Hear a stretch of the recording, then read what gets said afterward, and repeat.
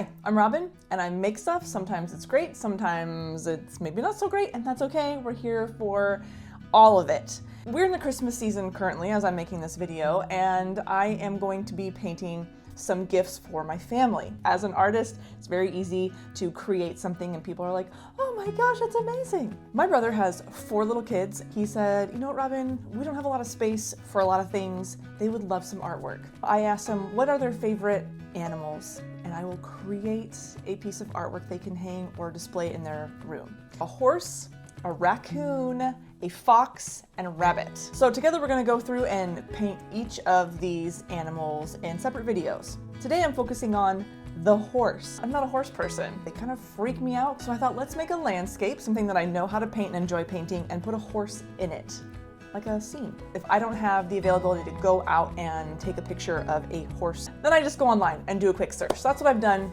for this horse photo. I'm just gonna take you through it. We'll see how it turns out. Okay, I'm going to fully wet my sky. I want to drop in some color to do some wet on wet. I'm going to use ultramarine blue and then mix a little bit of burnt sienna to create some gray, and then some wash down alizarin crimson for kind of that pink hue that we have towards the end of the day.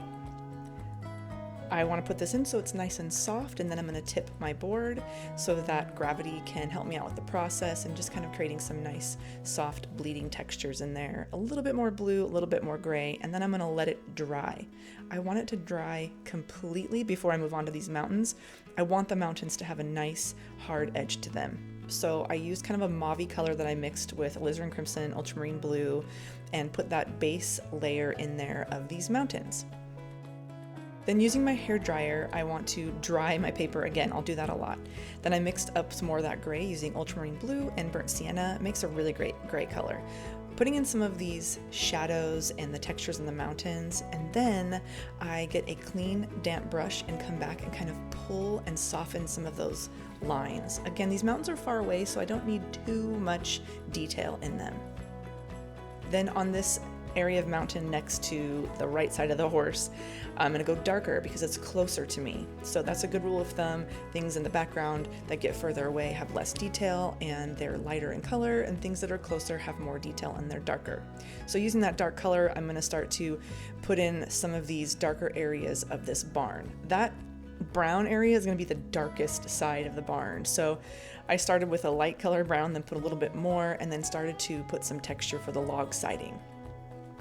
Now I went really bold with this yellow ochre on this grass field area, and I also want to color the horse that as sort of a base layer because it's essentially that same color palette, and we're going to build that horse up in detail.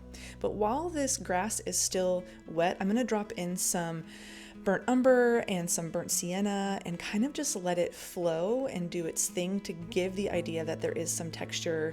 And then while I have that really dark color, I'm going to go back onto this barn and put more lines in there to create more texture for that log siding.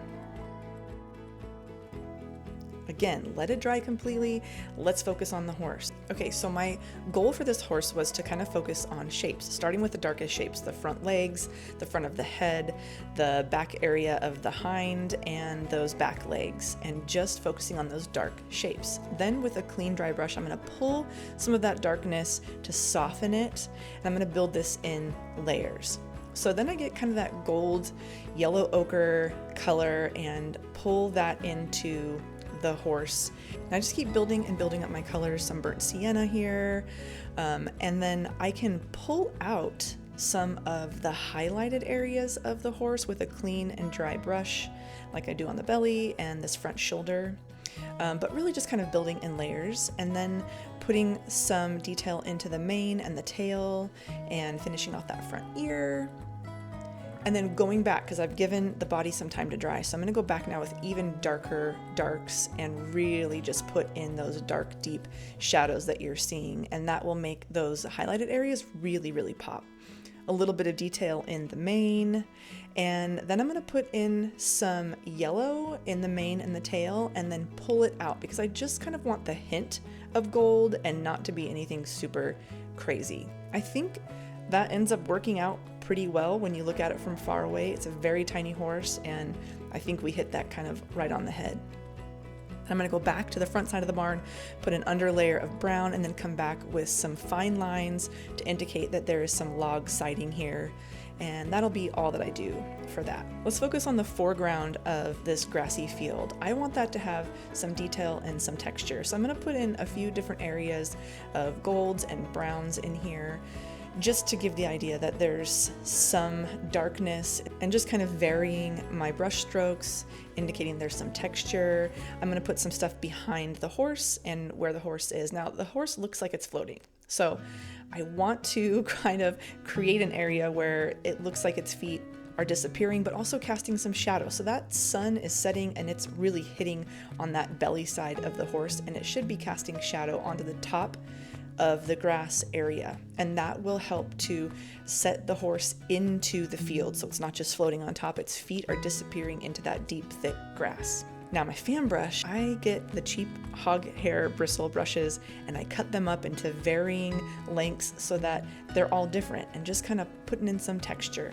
And then I'm gonna finish up that barn with one last little coat of gray, and that'll be it.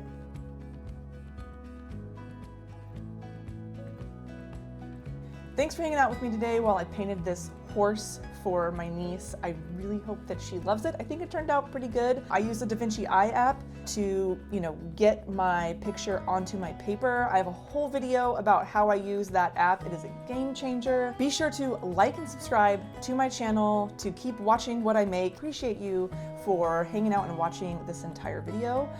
Join me next time when I make stuff. They wonder how I do it like that. 7 flex on the jacks on that.